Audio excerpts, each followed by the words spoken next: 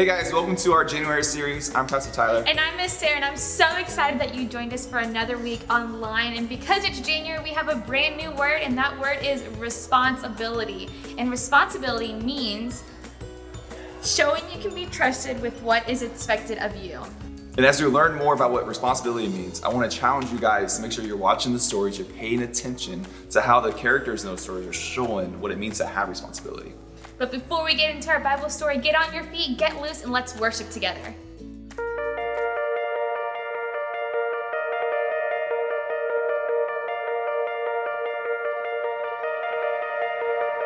I've heard 1,000 stories of what they think you're like, but I've heard tender whispers of love in the dead of night, and you tell me that you're pleased and that I'm never alone. You're a good, good father. It's who you are. It's who you are. It's who you are, and I'm loved by you. It's who I am. It's who I am. It's who I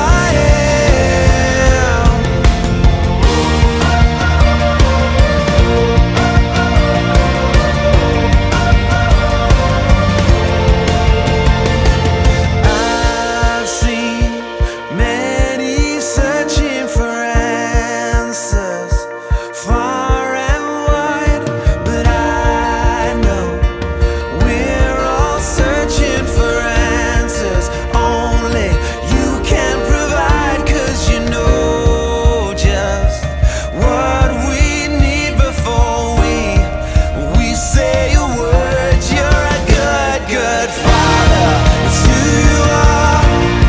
It's who you are.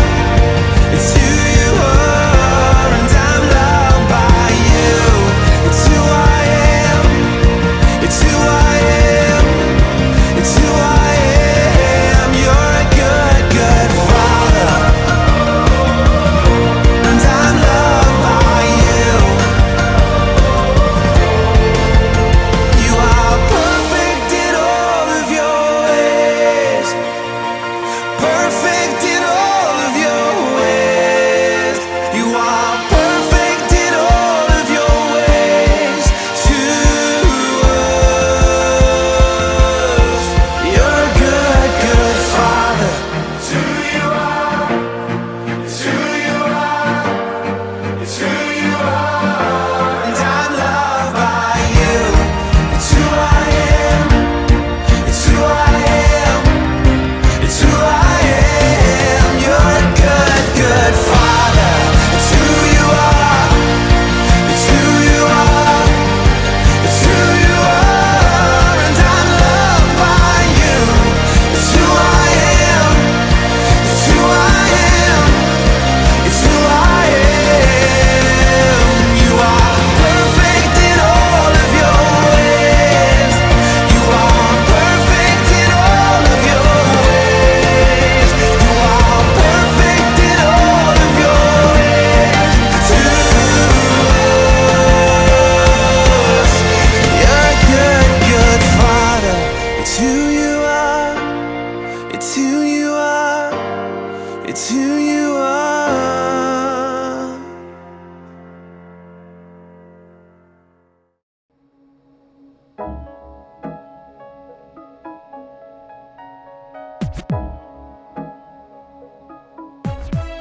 Here we go.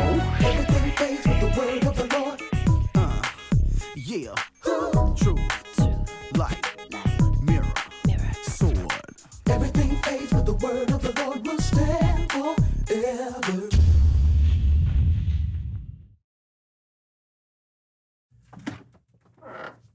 Ooh, what you got there, Lawson? Ooh, it's a new board game I just got. It's huge in Latvia. Cool. You want to play? Do I? All right, it's pretty straightforward.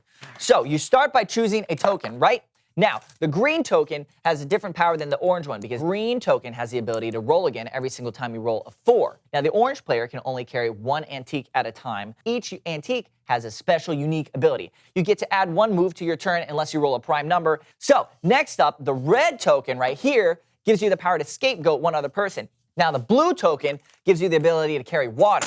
Now, to start the game, you need to roll 2 ones. Right, so now we already mentioned a couple different regions of the board, like the Prairie of Inexplicable Darkness and the Desert of Forgotten Dreams, but there's also the Sea of Our Desalinated Tears and the Echo Chamber of Our Lesser Angels. Now, you can move by rolling the dice, drawing a card. Now, are you ready to play? Here we go. Oh, so close. All right, your turn.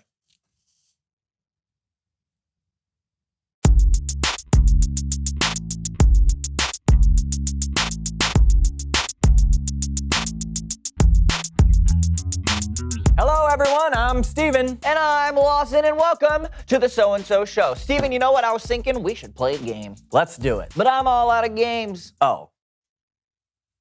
So please welcome someone who knows stuff. Woohoo!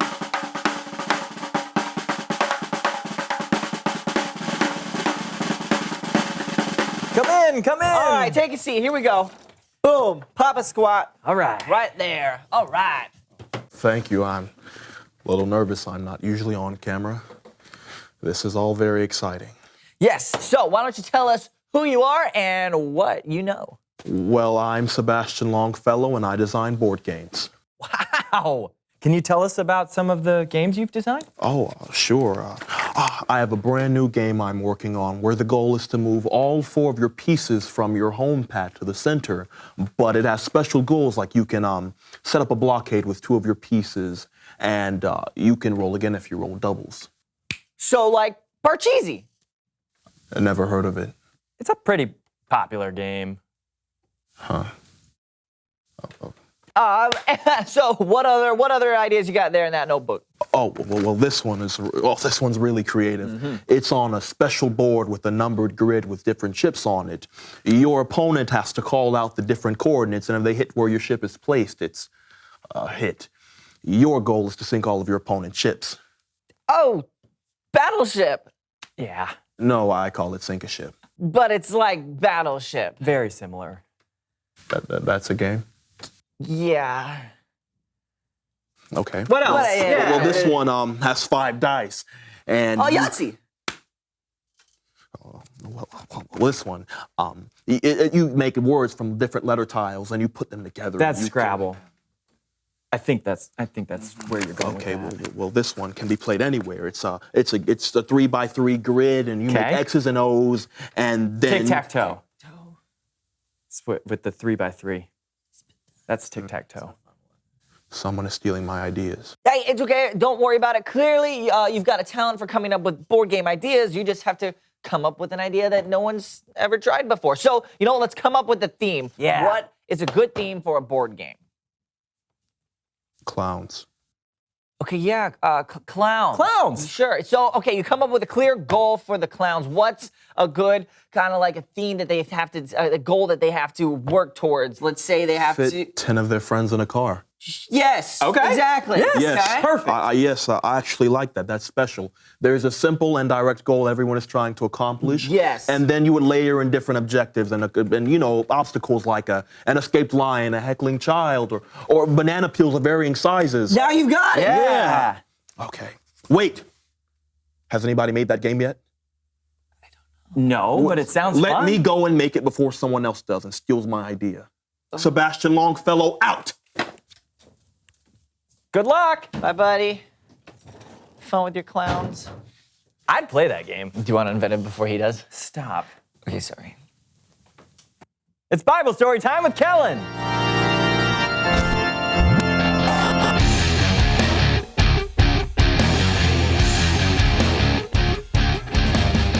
Kellen. What's up, guys? Not much. What do you got for us today?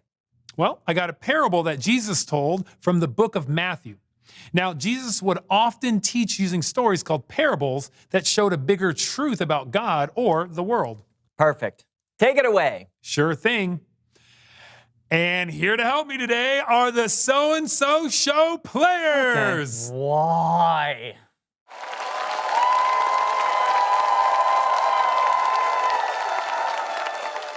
Jesus talked about an important person who was going on a journey, and we'll call her the boss. Yeah! I'm going on a journey. Oh. But I have so many bags of gold. What should I do with them? I have an idea. A marvelous idea! I give the bags of gold to my servants, and I let them take care of it. Sonia! Yes, the boss. I'm going on a long journey. Oh. And I'm trusting you to take care of these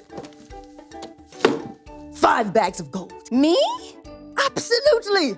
You want me to be in charge of these 5 bags of gold? I'm trusting you to take good care of them. Thank you. Patricia! Yes, the boss? I'm going on a long journey, and I'm putting you in charge of these 2 bags of gold. Me? Exactly. You want me to be in charge of these 2 bags of gold? Your fortune? Your wealth? I trust you to take good care of them. Yes! Of course. Blanche! Yes. Yes, boss. I'm going on a long journey, and I want you Yes. to be Yes. in charge Yes.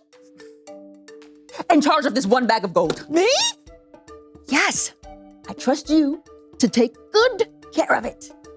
And now, I'm off! What am I supposed to do with this? Time passed, and the boss came back from her long journey. Let's see what happened to my fortune. Sonia! The boss? You left me in charge of these 5 bags of gold. And? And I took it and turned it into these 5 bags. That's amazing!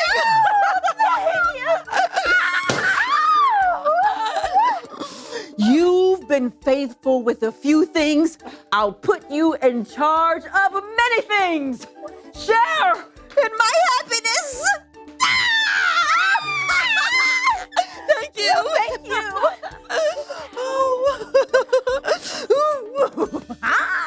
Patricia! The boss, you trusted me with 2 bags of gold, and I turned it into 2 more bags of gold. You've been faithful with a few things. I will put you in charge of many things. Yes!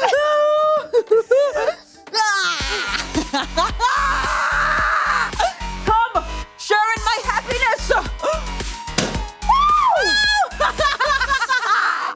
Thank you. Thank you. This is so good. Blanche! Blanche? Hey, the boss. And you're pretty, you're tough. So I was scared of this responsibility. So I took your gold and I buried it in the dirt. I kept it safe. So here's your 1 bag of gold. You knew I was tough, and you did nothing with my money. But you could have put it in a bank. At least you just let it sit there in the ground doing nothing. Sonia! Yes. You're in charge of this bag of gold, too.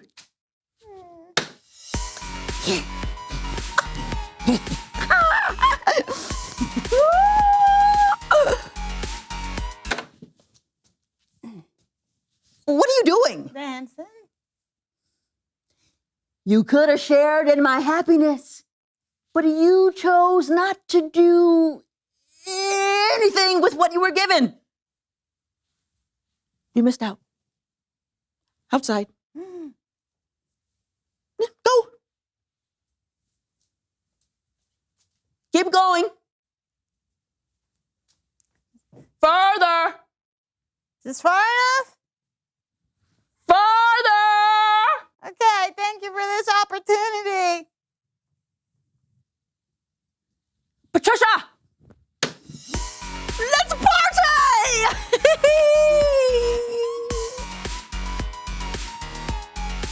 The end. Great story, Kellen. Yeah, I learned a lot. Like, maybe I shouldn't have buried that bag of bicentennial quarters my Aunt Matilda gave me. Maybe not. But remember, a parable is more than just a story. There's a deeper meaning. So it's not just about burying money? No. I think this story teaches us that God has given us so much. Now, maybe he hasn't given us money or bags of gold, but he has given us talent and creativity and energy and strength. And we can use what God has given us to tell others about him or to show God's love. We shouldn't keep the gifts God has given us to ourselves. They're meant to be shared. That's great. Thanks, Kellen. No doubt. I'll see you guys later. Later. Bye, Kellen. Great story. Yeah, and it helped us learn another rule of life. Make the most of what you've been given. That's a good rule. Sure is. Hey, will you call me the boss? Absolutely not. Okay, then. Reveal the question! How can you use what you've been given? Right, because we've all been given something. Talent, intelligence, love. This shovel, bags of bicentennial quarters. That too. Talk about it with each other. How can you use what you've been given? And we'll see you next time on The So-and-So Show. Got it. Do it. Angle Do so it. you guys at home can see it. Do it. That's not 20. I got him! That's like 10. I got him! Me too! I'm gonna catch yours, you catch my... Okay, I can't even put it on my arm. so I'm gonna go that way, you go this way. I'm gonna go to my right, Yeah. your left. Okay. And you go to your north-southwest degrees. Okay. And go 1, 2, 3. Did you get it? Wow! When Jesus told the story about the boss and the 3 servants, I think it was really a story about you and me. God is like the boss in the story, and we're the ones he entrusted with bags of gold. Okay, so maybe God didn't actually give you a bunch of gold, but you have definitely been given something. Each and every one of us has been uniquely created. We've been given unique talents and abilities. We use different parts of our brain. We are definitely not a dime a dozen. So, it's up to us to actually use what God has trusted us with. We can't just bury it in the ground and let it go to waste. And I think it's even better if we use what he's given us to make a difference in the world, to love God, and to love other people. So here's the rule for life to remember today. Make the most of what you've been given. So if you've got a talent for singing, then sing out loud and strong. If you're good at intense thinking, then think about how you can make the world a better place. And if you happen to have the talent for acting like a wild animal, then let it out of its cage every once in a while, even if it makes you look silly. Did you get it? You're right. It was a zebra. See you next time. I'm kidding. It was an elephant. A really good elephant, too. I wonder what part of the brain that was. This one? This one? This one? This one? Definitely this one.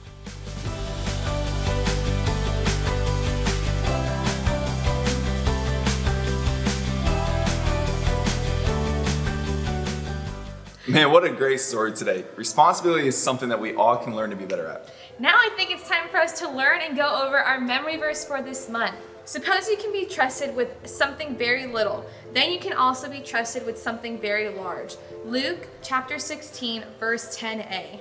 Remember to memorize the new memory verse for this month. If you are joining us in person at church, you can go to our Bible quizzing table and let us know that you know it. And if you're not and you're still hanging out with us at home, you can go tell your family members that you know this month's memory verse. Yes, Sarah and I really want to challenge you guys to memorize these memory verses. Either tell your parents or come tell us on Sunday. We want to challenge you guys to do that. But hey, now it's time for Prayer Partners. And since it's a new year, we're going to re-emphasize how important it is. Prayer Partners is the directions will be on the screen. But basically just gather everybody in your household, sit around in a circle and ask, how can we pray for you? And I want everybody in the circle to pray. We believe in the power of prayer in this ministry, and we want to challenge you guys to do the same. Yeah, so right after this video is done, you guys can get together, pray together. We are praying for you guys at home watching these videos. And until we get to see you again soon, we'll see you next time and have a great week. See you guys. Bye.